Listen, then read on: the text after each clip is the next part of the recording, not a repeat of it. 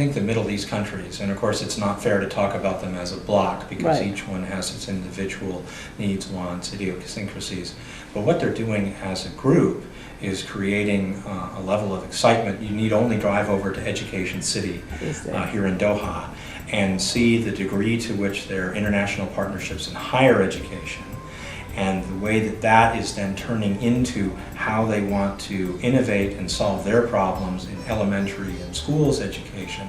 So they're actually creating what you might call waves of people rethinking, because in essence, they're not new players 30, 40 years old, but in terms of being on the world stage and going from other countries that are developing to countries that want to be and genuinely want to be and are investing in being leading in terms of education, it's created this nexus. It's why the Qatar Foundation has created WISE in the first place, to bring people together to talk about these things.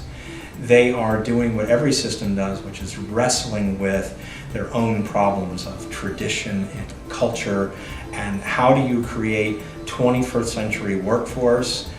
Unlike most places in the world, they are dealing with a resource-based economy that is finite, so that they know the clock is ticking. And when the clock strikes 12, they have to have globally competitive economies that are information-based or exchange-based or relationship-based, because when the oil is gone, nobody will be here unless they have successfully created that, and therefore they have to have a workforce that's educated in the same way that Singapore has educated its workforce. If you think about Singapore had to do based on no resources. They import their water. Right. It's a little different here, and Doha is one level of that. You go to Abu Dhabi, it's another. You go to Dubai, it's a whole entire thing. It's like an architecture school, just all by itself.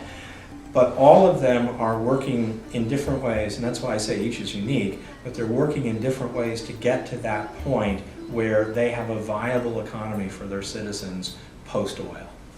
And it's a fascinating challenge.